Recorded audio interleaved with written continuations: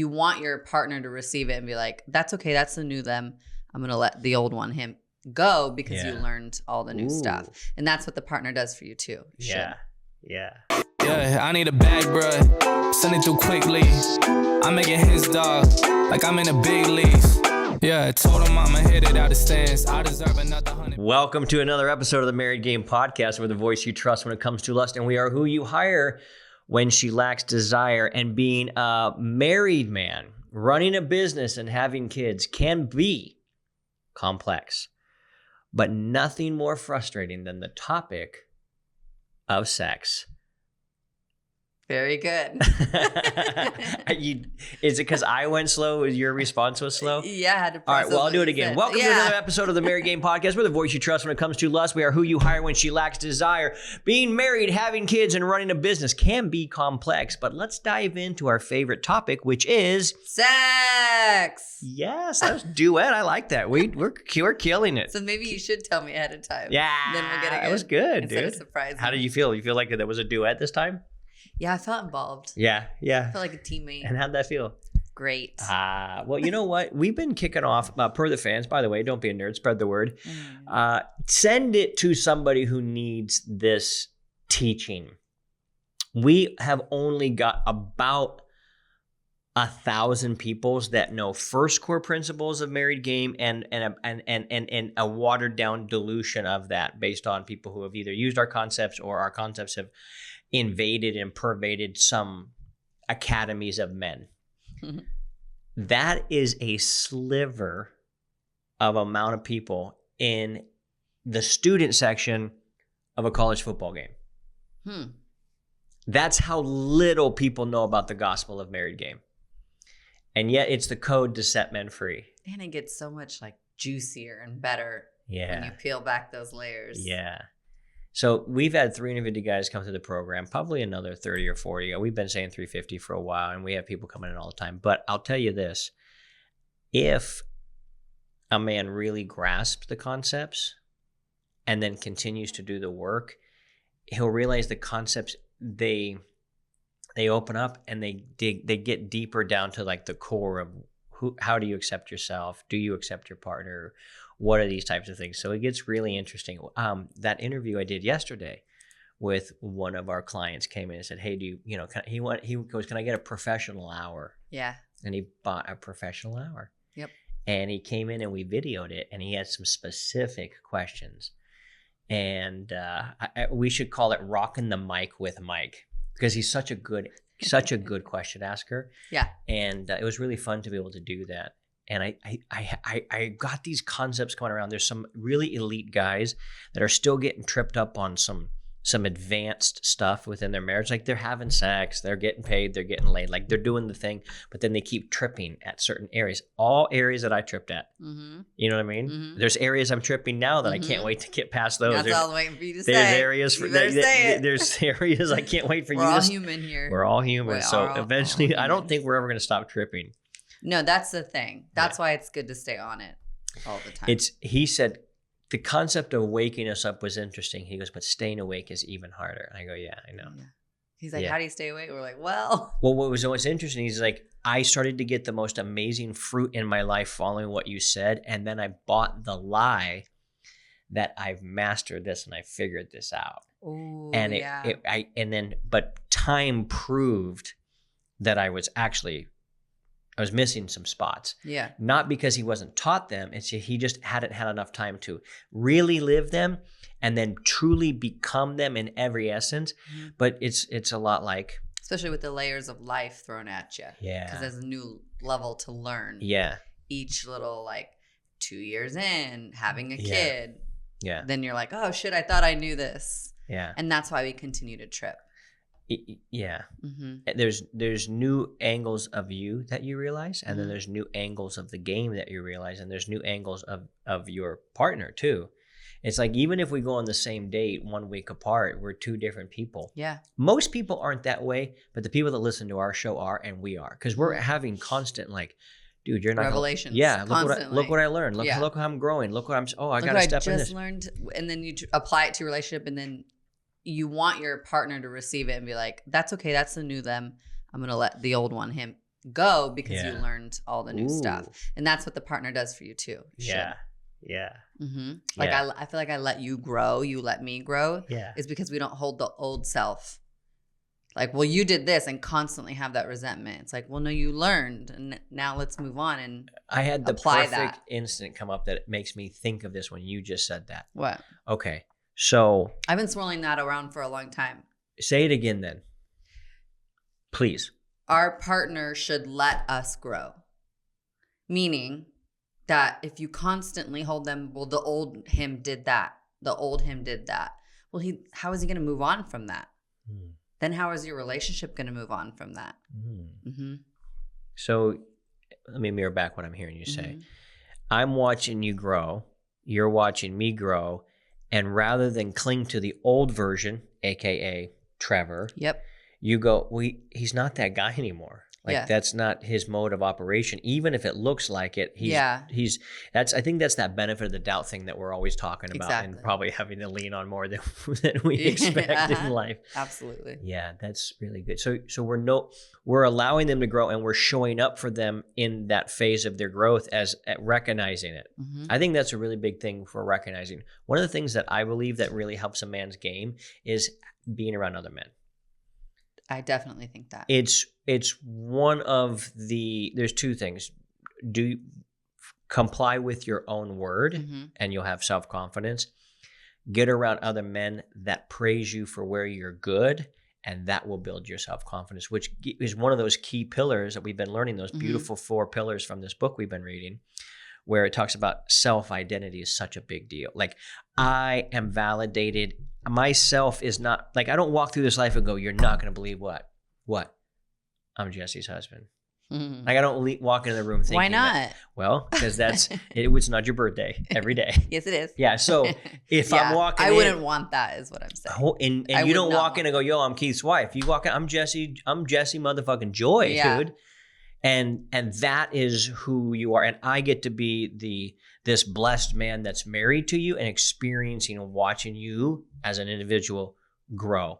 So I think, yes, we not only, what did you say the word was? You just said it.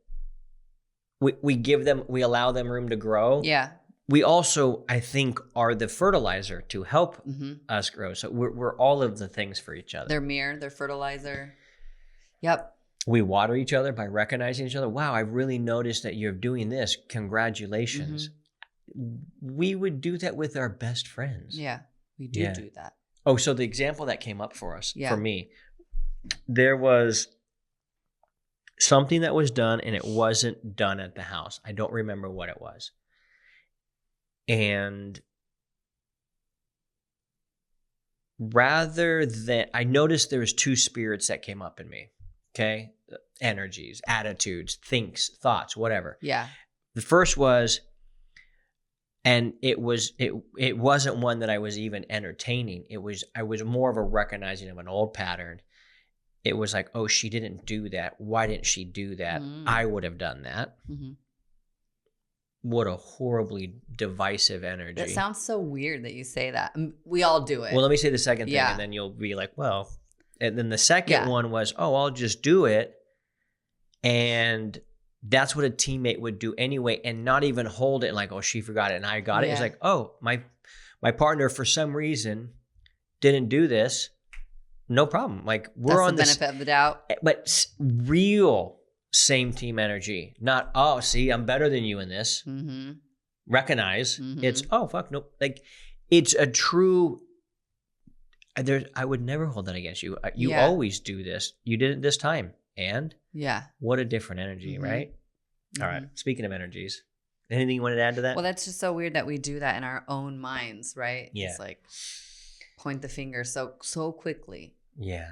Yeah. Instead of just probably a bunch of childhood trauma. Of course. You know what? I used to think like, oh, don't blame your childhood trauma. And then I came to a new realization on that one. Can I share it with you? It's this. We are all affected by childhood trauma. I'm going to use air quotes there. Not because it's not traumatic, but simply everything as a child is the first time you're learning anything, and you have zero control over what your inputs are. So you were raised to think a certain way, whether you wanted to think that way or not. Jovi and I were talking about the Trump assassination last night. Oh. And she had seen it. And she's like, well, what was that all about? It seems like there's Trump everywhere. I go, oh, well, let me explain to you what's going on. I said, hey, on the TV, she goes, yeah, you don't like news. I go, do you know why? And then I said, well, because here, if the guy got shot at and the news says a loud noise happened and Trump's Secret Service had to pick him up because he fell on the stage, as opposed to a man there was an assassination attempt. I said, who are you going to believe? And she's like, oh, the person that said what happened. I go, exactly. So these people are liars. That's why I want you to limit what you watch. Even the people that make the TV shows you watch sometimes, as much as we screen them, those are even made by some bad people sometimes. Yeah. She goes, but you let me watch them. I go, yes. And that's why I'm always checking what you're learning. And I can't shield you from lies. Yeah. I can only teach you truth so that your brain can recognize it in real time and not be duped. And she goes, oh, I said, I'm not going to eliminate. I can't take you out of this world. Yeah. This world is full of nicks, bruises, lies, liars, cheats, thieves, good people, great people, amazing people, saints, sinners, all of it. I want you to be able to discern what you're seeing. And she goes, oh, yeah, makes sense. So it wasn't like Donald Trump's great and Joe Biden's evil. We all believe that. Yeah. I don't want her to believe that. We all believe that. I want her, well, any sane human being can like go, oh, okay, this is what's going on. And I want her to have discernment. Not believe what dad believes, discernment. I fully love that. Yeah. I was more raised like that. That's why. Yeah, discernment, which is really powerful. Another thing that I thought was interesting, I sat in a meeting with Garrett for a couple hours with a bunch of his people that came out to his live event, and he was able to pull my story out. And as a way of this piece of the podcast, maybe in a way of an update, what a lot of people don't know, and we're going to announce it here, but Garrett and I are partnering up, creating something really epic called the Paid and Laid game. And it's he's going to talk about how to get paid and what it takes to own $20 million mansions on the beach. And I'm going to talk about getting laid and having your wife actually want to fuck you and all the other good, beautiful things that come with true connection. Well, what's cool about that is he's digging into my backstory and yanking things out and helping me reframe how I see what I thought was invaluable. And he's like, bro, everything about you was made since when you were 15 on. Literally everything that you've chased down and discovered, you thought you were running away from religion. In reality, you were learning all the things that can set people free in that religion. Do you see this? And it's like, shit. Another thing that he helped open my eyes was he's like, you are the set free one. You are the set free one. I am Keith Yackey's set free. I'm the one who's living in ultimate freedom in terms of how we live our relationship. And all the people back in those churches that you will never go to again, they're all sitting in the same jail cell you were. So who do you think you are called to set free? He's like, they all look at you, look with eyes of like, oh shit, somebody got out. And he's healthier than when he was in here, because you were made to believe when you're in the church and being indoctrinated by like the fat pastor and all this other stuff, that if you leave, you're going to hell. And then somebody gets out and then is living more heavenly like than the people inside the prison.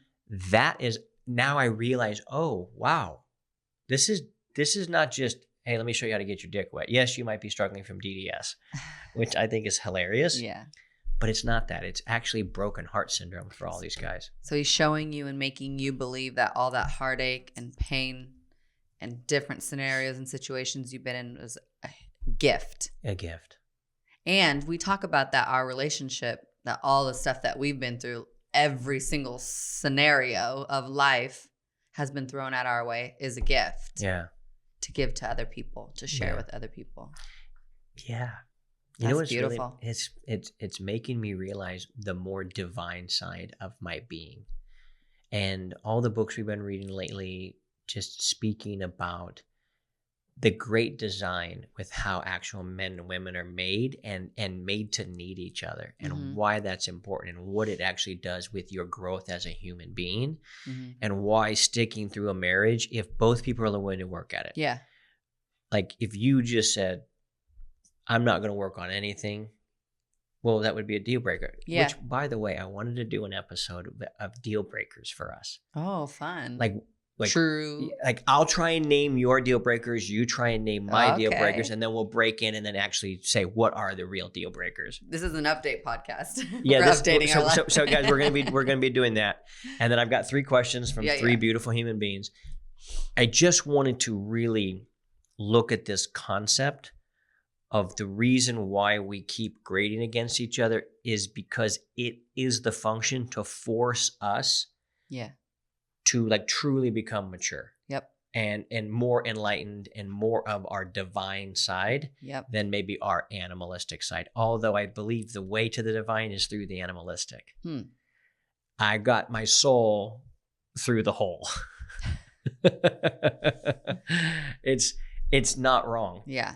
And realizing there's guys that have been writing papers and review journals for 40 years, all backing up the stuff that you and I will never be convinced otherwise of. We know what we believe. We know why we believe it. We've been questioned about it 100 million times, and everybody who's asked us isn't even close to where we're at on the spectrum of really when this thing is good. It's like, damn, it's motherfucker, good, it's real good. And it also gets bad. Yeah, that's like we're like on the verge of something like so amazing, and then something could trigger us or whatever, and then we like it feels like the worst because we were so high, like we fell so far. Yeah, it does feel like that at times. And we always learn our best stuff down here. I know, but it's like but the reframe so that I want. So another episode. The reframe is to know that that'll happen again. Be comfortable in it. And just know that that's where your growth comes from. And once it stops, the growth, like the true growth stops.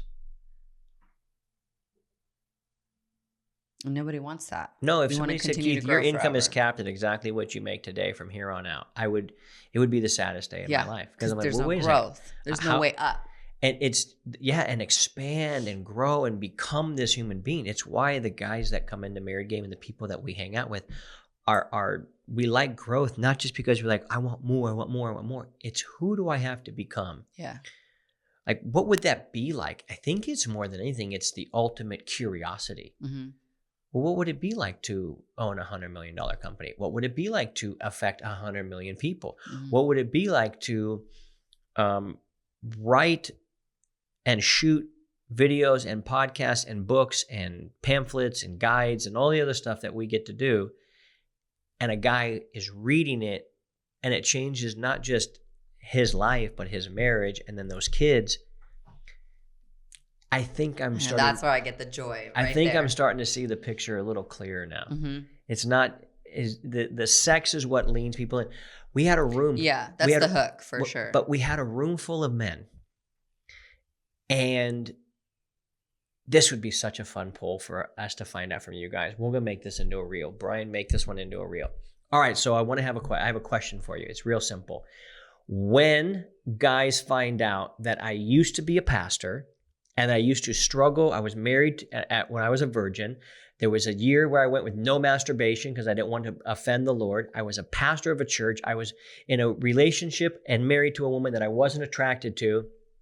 And from all of that, came out, had sex with hundreds of beautiful women, landed the lady of my life, lost her, got her back, and now I've helped hundreds, if not thousands of people reclaim what this like true thing in marriage is. How many of you now would want to listen to me more now that you know my backstory than just the last chapters of I've had sex with hundreds of women and let me show you the way? Yep. The whole room, every guy raised their hand. Once they knew the backstory, they were all like, oh, I want to, now I'm really interested. You were where I was at or am at, and you're there. Now I'm interested. How'd you do that? Yes. What's the formula? Yes. That was a big eye opener for me. I just forget that life because I don't live it. My eyes are that way, not that way. And yet, if I look back on the path, that's where all the guys are saying, hey, we're stuck at this particular log over the river. How did you get over it? Yeah. And there's a line of millions of guys trying to hop the log. And I'm over here going, hey, we're going to the top. They're like, hey, I want to go to the top with you, but I got this log. What's the issue? It's kind of been like one of those weeks where my identity is like really shifting in real time. Do you feel that for you? Not necessarily for me, but what do you feel for you when I say these things and come home to you and talk to you about these reframes and understandings? What does it do for you? Things that you say that I've been thinking or saying that you didn't hear, that makes me excited. When you start to say things that I'm like, I've been saying that for years. I don't do that, but I'm just like, yes, there it is. You've shocked me with some of those moments, actually. Why? Oh, well, just keep telling your story, and I just want to let you know that I had an emotional reaction to that, but keep going. No, I want to hear. What? No, you. Go. Well, some of the things I've talked to you about, even though we have like very different religious upbringings and even possible different ways in which we see source, creator, God, right? Yeah. When I tell you like, hey, this might sound really odd to you,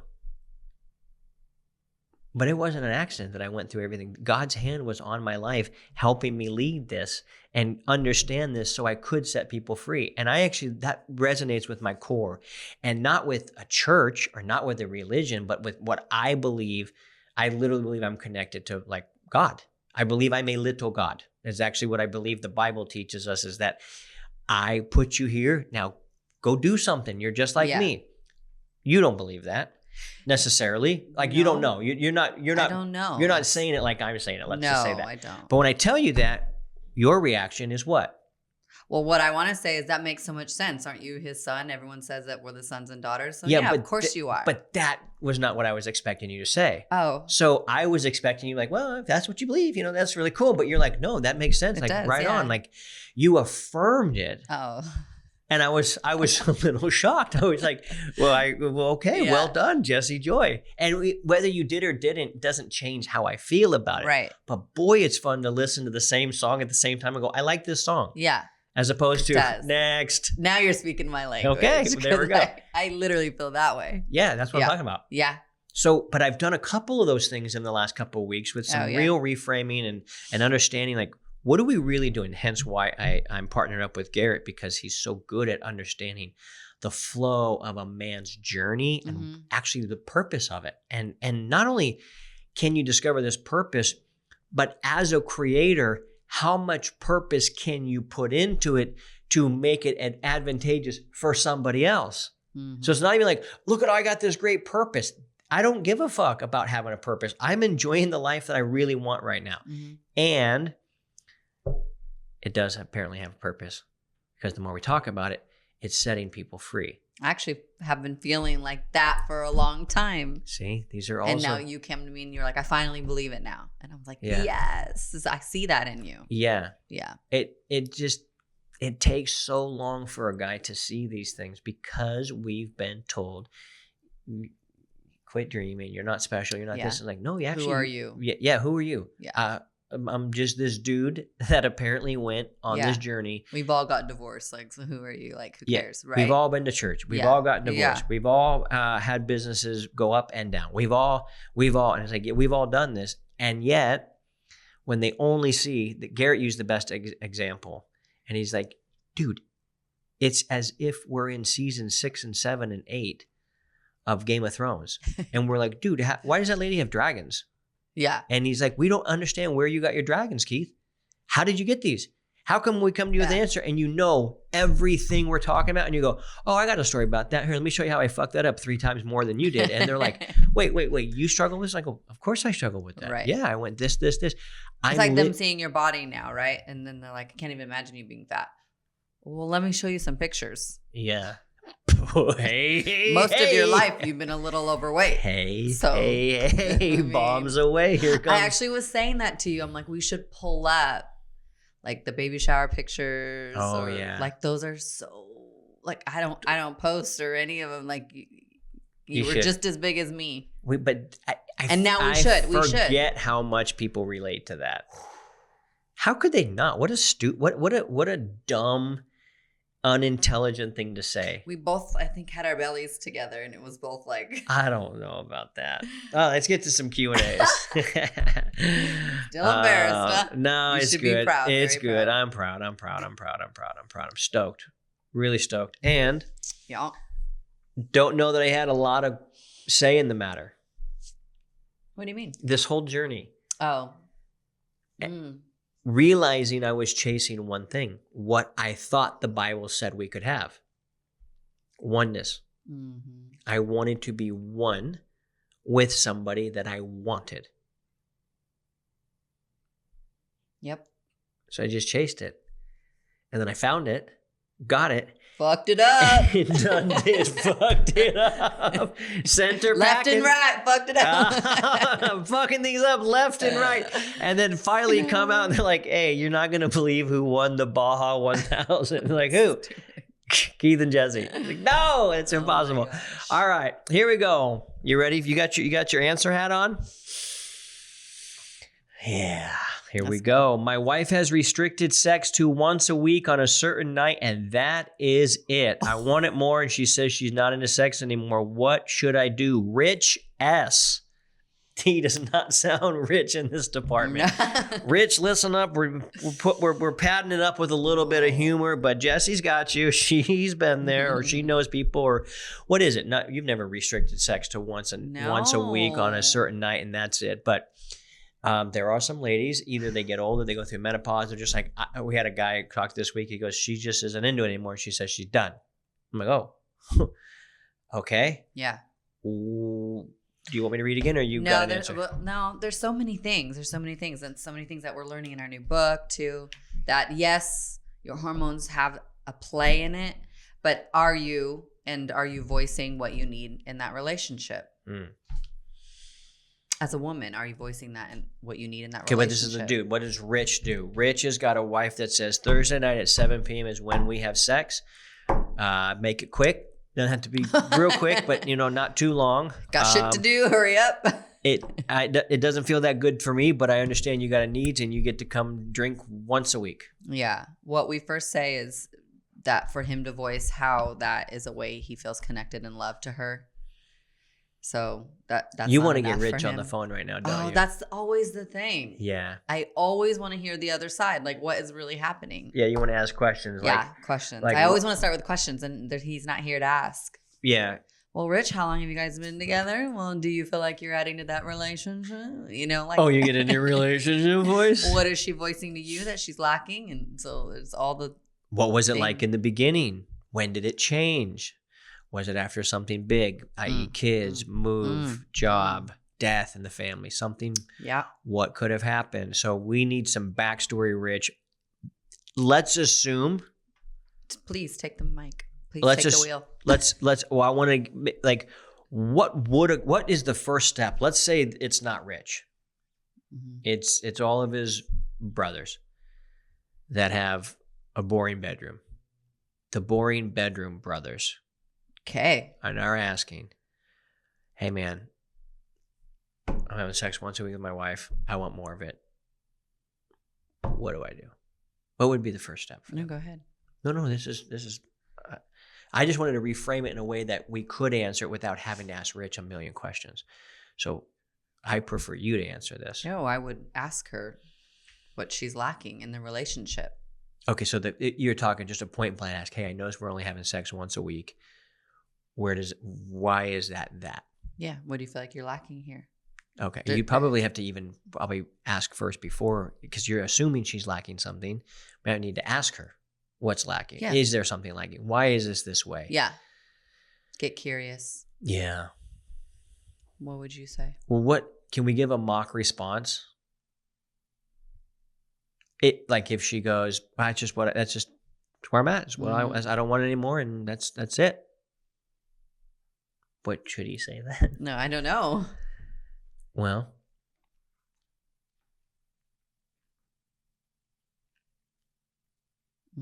The only thing we can recommend is when we have to make sure a guy has a very clean street. Before you ever, this is a good question for us to kind of, bat around a little bit. But I think in reality, we wouldn't recommend a guy go talk to a lady why are you having sex once a week? He would probably already know. This guy, isn't in our program or anything. So maybe so our first step isn't to go talk to the lady. He would already know that, most of the time. Would hope so. If he doesn't, then he might have to ask in a non-emotional way, I've observed that we only have sex once a week. Why is that? Why is it not more? Why is it not less? Both ranges. And with a curious tone without condemnation. If you're ever going to have a conversation, it's got to be condemnation free and condescension free, because nobody even feels good in that environment. Safe space. But you've got to understand the laws of attraction and clean up your side of the street first and watch and see what happens. Even if you could verbally get her to commit to more, the quality probably will not be, it'll probably be the same of what you're getting. You're just getting more of the same. And frankly, I'd rather jerk off into a toilet than have sex with a woman that doesn't want to have sex with me. So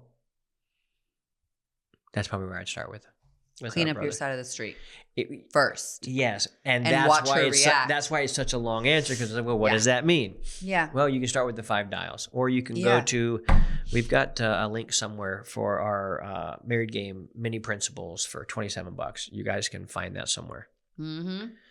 All right, Rich S., we hope that helps you, but ultimately it's clean your side of the street, which means become a provocateur. Question number 2. Okay, Jesse Joy, you ready for this one? This one's from Gerald H. Whitaker. Gerald H. Gee whiz. Got too comfortable here. I love it when you're comfortable. It makes me happy. Silly. All right. I've been rejected so much that it is hard for me to even ask anymore. Yet I hear what you guys are saying. How do I get over this? Gerald H. Whitaker. Well, clean up your side of the street, we just said. All right. So, Gerald, clean up your side of the street. No. Question 3. No. I've been rejected so much that it's hard for me to ask anymore. I hear what you guys are saying. How do I get over this? I wonder what he means, but yet I hear what you guys are saying. I don't know. I don't know what that means. Which means. podcast episode, which talk, when you say what you hear, whatever's saying, what do you think he means by that? Well, first I want to say before is that you have to have that self-confidence, right? Like do what you say you're going to do at all times. That gives you that, and clean up your side of the street is that leg to stand on, right? But what'd you just ask? What do you think he means by? Yet I hear what you guys are saying. How do I get over this? I think what he's actually saying is, how do I get over her rejecting me all the time? That's the question. It could be from Gerald. It could be from Geraldo. It could be from whoever. Yeah. At this point. So what he's hearing what we're saying, meaning I think what he's saying is, I understand your guys' concepts of becoming the man, becoming attractive, becoming those types of things. I don't know if he is or not. I think he says, I'm hearing this. So how do I get over this? Well, there's also, we could read into every sentence of his question. How do I get over this? Get over what? Get over hating rejection? Get over being rejected? Get over the frame that rejection isn't real? Like what? Like, Gerald, is she rejecting him and then Gerald, giving a rain check? We need some more help. Are they still doing it? Like, is it just a never thing now? I need to know that. Yeah. The rejection, she just says no and then walks away. I bet you that happens a lot. Yeah. Just no, I don't feel like it. Yeah, I know a guy that hasn't been laid in a year, and his wife flirts with him, touches him every once in a while, and then when it's time to actually do the deed, she always has an excuse or a reason for why they don't do it. It's so weird that she flirts with him. But he won't clean his side of the street like I tell him to do. Well, I know I can't help the guy if he's not going to do it. Yeah. I can't help the guy. And he's always like, he'll come around every couple months. Yo, dude, yeah. I go, you remember the work I was telling you to do? You still got to go do that. You know, there becomes a point, and I don't know wherever these men are at in the relationship where you say, I'm not going to let you treat me like that anymore. Mm-hmm. And that's important. So if she just says no and walks away, I mean, like, yeah. And that's a way he feels connected. I don't know how long, or if she says no, or if they do it, but like there just becomes a point where you're like, I'm not going to live the rest of my life like this anymore, no matter what it is, I guess, that you fed up with. Yeah. And that's the actual crossroad a man is supposed to get to. Mm-hmm. Not a lot of men have made these types of decisions in their lives. Mm-hmm. It's why we work with so many business guys, because that decision to go from depending or relying on somebody else to depending and relying on yourself is usually, most men have admitted this, is the hardest decision of their life. I would agree with that. Yeah, it was for me, for you, the hardest decision. Well, but I had already, like, what are you talking about? To leave you at one point. I said, I'm not going to live like this anymore. Yeah. And I had to make that decision. I came back. But. Yeah. No, I'm saying, but like for a man to choose no longer to get his money from somebody else signing the check, but him that decision in life is so difficult to like. So, but that guy, when he's been through that, he's willing, he understands the feeling of uneasiness and having to trust himself and to actually pray for a little grace to be in his way and a little bit of wind in the sails to get this thing going. When a man's been through that, mm-hmm. he sees the world very differently. And when he's been through that, he then can see the trouble in his marriage and go, whoa, wait a second. When this doesn't benefit me in any way, shape, or form, or it holds me back from this total mm-hmm. freedom, is when he eventually says, I can't do this anymore. So when I was tired of listening to somebody tell me where you have to be, and this is what you're going to get paid, it was so much for me to be like, I'm never going to hear anybody ever tell me that ever again in my life that I had to go and do the craziest shit to become free. What I'm hearing you say is that someone to initially make that first decision in life that hard, those decisions become easier because life catches you. And you know you can fall and trust yourself with those decisions. So I made that with you. That's why couples that have separated and got back together have a better relationship. It's because I made that decision with you, and I said, I'm not doing those things again, and we communicate and talk it out and work it out or whatever. Yeah. But we already now, we're like, we're not doing that. I'm not going to live like that. So the entrepreneur spirit is, they made that decision. They're not going to let other things slide. They never go back. Right. Yeah. And we would never go back in our relationship. That's real. Mm-hmm. And that's the spirit a man has to have, and a woman, that says, I'm not tolerating this. That's people who are living a better life. They're not going to tolerate the bullshit anymore. But I used to think that would happen over the passage of time or happenstance or God. And those three things aren't the answer. It's not just the passage of time that guarantees anything. It's not just going to fall in your lap because of somebody else, and it has nothing to do with God. God's like, I've already given you all the tools, all the paint, all the canvases. Go create. How many more tools do you need? Mm-hmm. For those of you listening to this podcast, God gave you this tool of these two people telling you how to unfuck your marriage, mm-hmm. and you're praying to God to help you, and yet you don't go invest in a program that will actually train you how to do it. You don't do any of the work. So God's looking at you going, you're not an idiot. You're just acting like one right now. I've sent you a tool. And we don't see that. Mm-hmm. So this guy has got to a man has to determine what is a deal breaker for him or not. It's just so cruel. Deal breaker episode. It's so cruel. Yeah. For a woman to withhold affection and love from a man is so cruel, and from a man to not give his attention or time and real interest into a woman is so cruel. Like, it starves both of the human beings. Mm-hmm. And it's so messed up. It's so messed up. Why starve your partner in any area that they're starving in? Yeah. No one got married why? saying, "Oh, I cannot wait to be starving in this area of my life." Yeah. Why would you do that to your partner? You want your partner to live their best life. You want to live your best life. And together, it's going to be even better. That's so sad. So, Gerald, how you get over this? Well, there's a number of ways. Number one, you get your side of the street really cleaned up, and you learn how to do that. Either go listen to every one of our podcast episodes, or you hire us and we show you, and you walk through our modules and you understand how to switch your brain. Number two, you got to get really clear on if this is a deal breaker for you or not.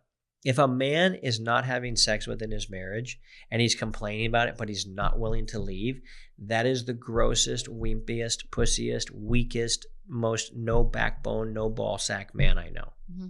And he's just whining, but won't. And it's not that he's all those things, even though he is all those things. Mm-hmm.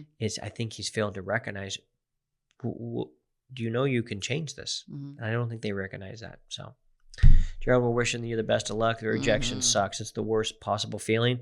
And you have every right and every power to change the situation. But Keith, my religion doesn't allow that. But Keith, the kids.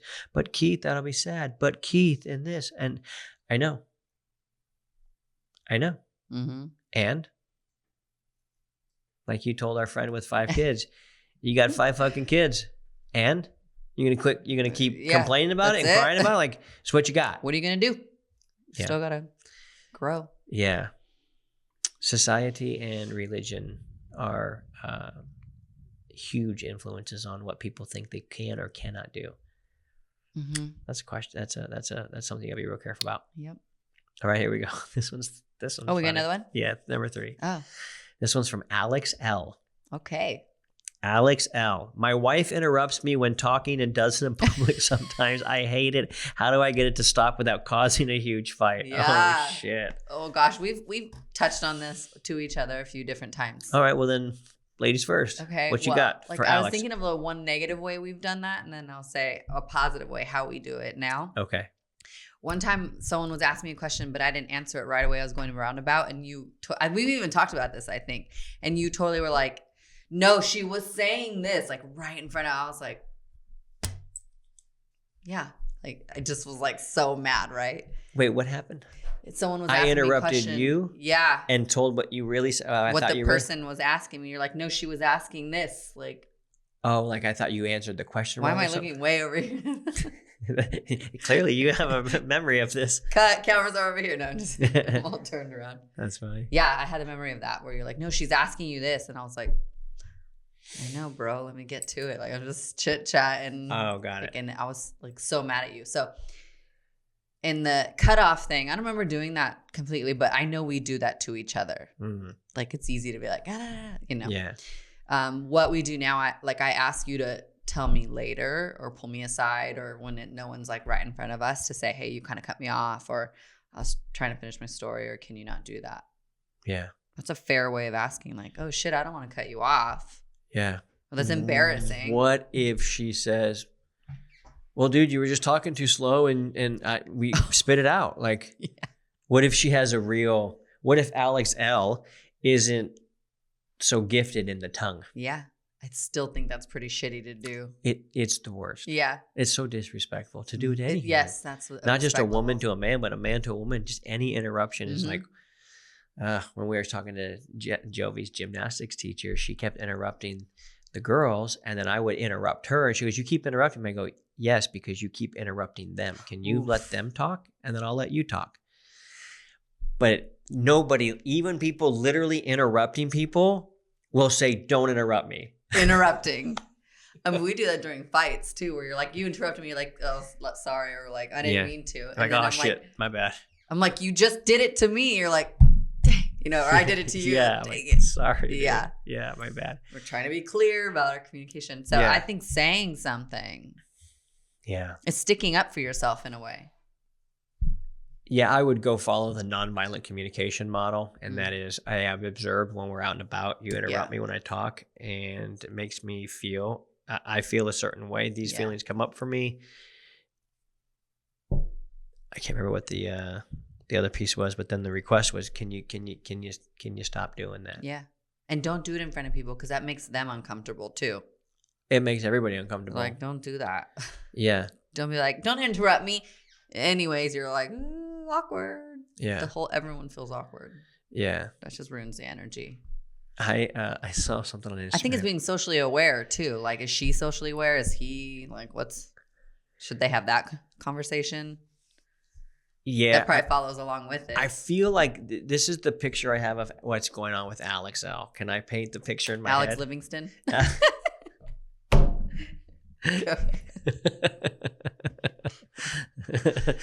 This is what our dates are like. Just bullshit. And just so you know. On this episode of Days of Our Lives, Alex Livingston I know, right? Okay, meets Susanna Sarandon. All right, here we go. That's Susan Sarandon. Exactly. Okay. Okay. What do you think is going on with their relationship? I see Alex as a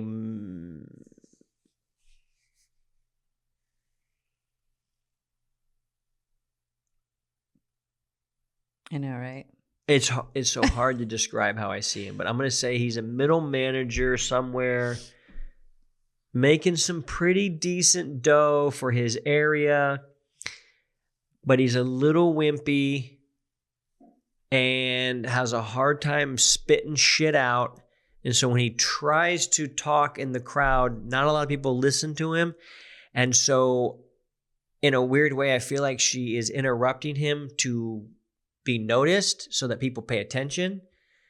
And this is my wild story. This is not. Do you feel like does she think she's helping him? I think there's a version of she's helping him. There's a version of she's embarrassed that he's such a fucking retard and he can't talk straight. And she's lost all respect for him and she runs the family. And that's the extremist version in my head of what's happening. I think she's really overweight and I think she's tough. And I think he's really thin. Like a school principal.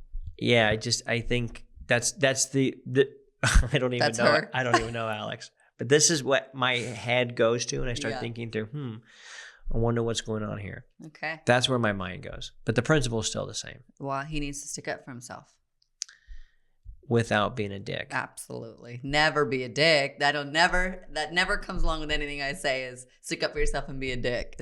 Never be a dick. You know why Hold your emotional space. Yeah. Be confident. Tell her how you feel. Yeah. I have to remind the guys because when we think you got to stand up for yourself, like we think about standing up to the bully in the schoolyard. That's actually like you're losing all your respect and self-control at that point. And then she's gonna be like, "No, fuck you." Yeah. And that never goes over well. I want to ask you about this question that we've been mulling it around lately, and it's this frame of society, religion. This concept of divorce and how scary it is, how afraid people get of it, almost like they go, we don't even use that word. I mean, there's a very strong sentiment around that word. Mm-hmm. Why do you think that is? Where do you think that comes from? Religion. Solely only religion? I think that's where it starts. Then we've gone down the path of hearing people's stories and the children being ripped apart and then going to court, and it's just gotten this like bad rep, which it is bad. But I don't think people should be that scared of that word. I don't think they should throw it around either. There's such a fine line between all this. But like we say, leaving is the leverage, right? But if you have no consequence, you're just going to continue on. Like say the wife's not giving her husband sex. Ever. She says, never again, I never want it again. You don't throw that word around or that concept, she'll never change. Yeah. Or then get divorced because you only have this life and you're going to waste it being so unhappy. No, never. And I think that's where that word should be thrown around, or you should use leaving as a leverage, right? But if you're both trying in a relationship, I don't think you should even tap dance around it. I don't think you should even like say anything along those lines. If we're here, we're both going to work on this and try forever. it shouldn't even go down that route, I don't think. Mhm. Because they're always working on it. Hmm. But it is scary. Do you tearing kids apart? Yeah. Do you think that's the main reason is the kids? And probably money, but kids and money. Kids, money. Mm-hmm. What is religion? Mm-hmm. Their relationship with. It's not something. Yeah. Yeah, religion too. Yeah, absolutely. God's gonna be disappointed. You're gonna go to hell, right? Mm-hmm. Mm-hmm. All very powerful things over a person's mind. Mm-hmm. What's going to happen to my kids?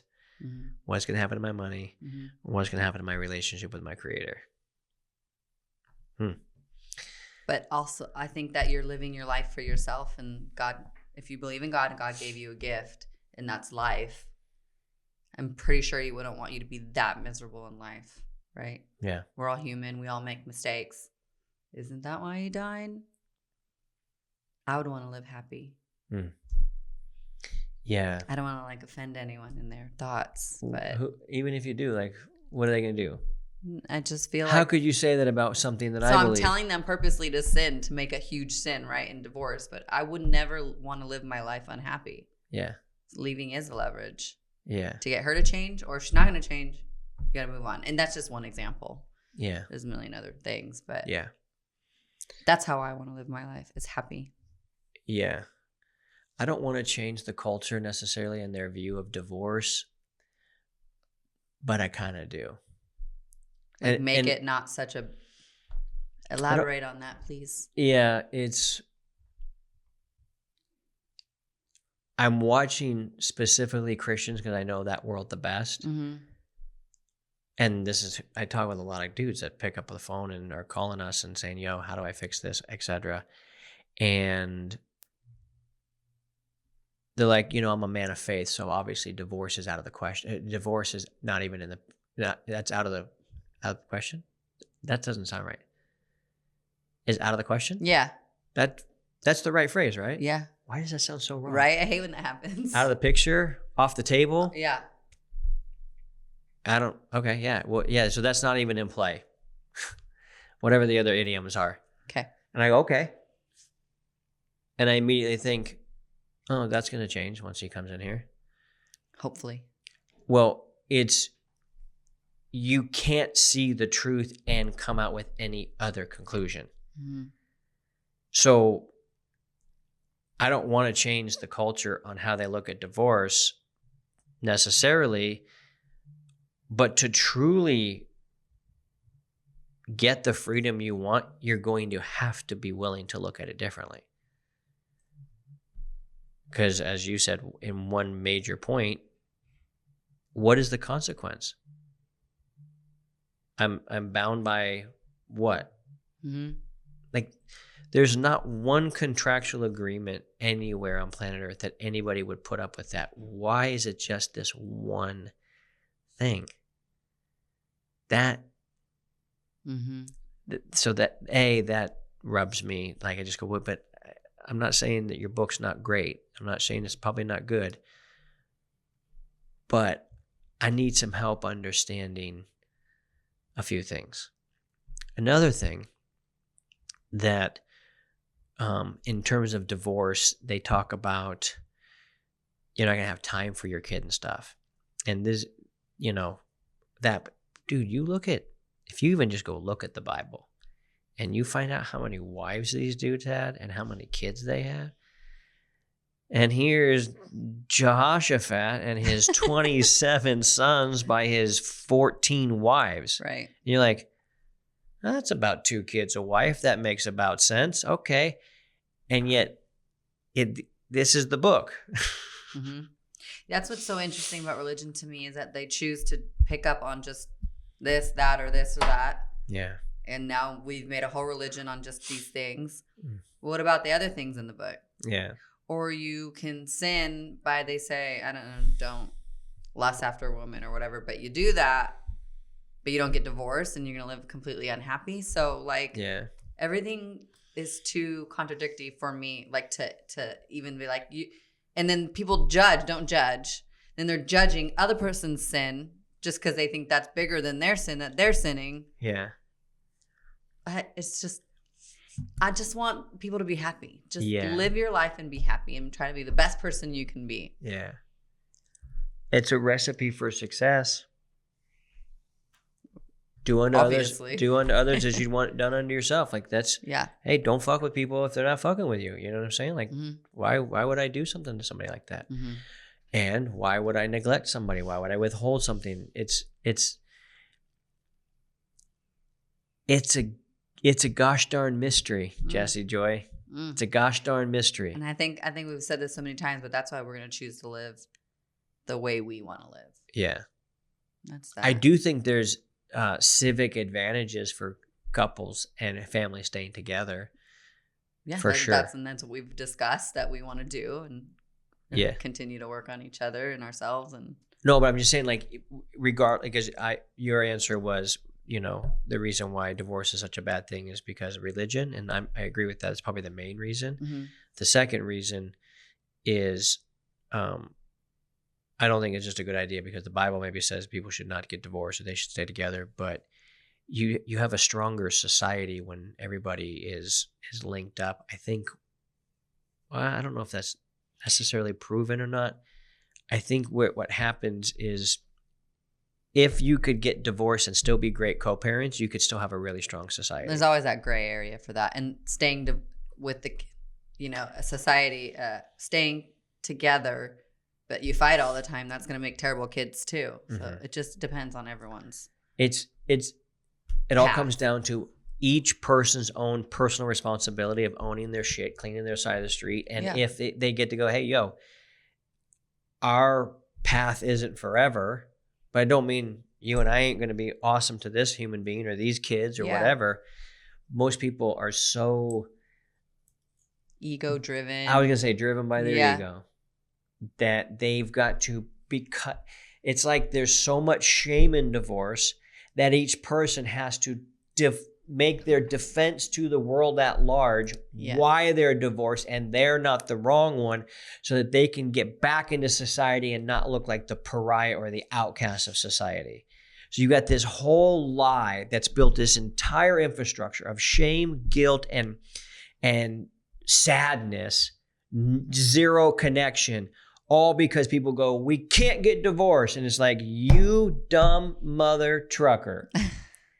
You are miserable and everybody around you is miserable. Yeah. And it's not because you need to go find somebody different. It's probably because you need to become somebody different. Oh, it's not probably. That's it is. What it is. And when you do become that somebody different, if the other person who has free will, free choice, free moral agency to say, I don't want to change. Okay. And this is where the ride stops. You're welcome to exit. Go ahead and get her belongings. Give her a check, and we'll see you whenever it's. That's what it is. Yeah. Just clean up your side of the street, all right? Shall we? Yeah. Well, there you heard it. You better shuffle your feet to clean up your side of the street. Here we go. Well, go to marriedgame.com if you're struggling with your marriage and the sex issue. Sex is just the fruit that's showing you got a damaged, kinked, or rotten root.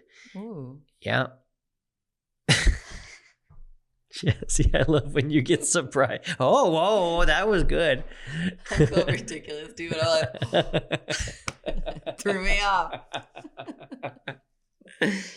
Oh my God, you're the best. All right, well, there you have it, folks. Keep killing it. Keep crushing it. That shit is contagious. The end.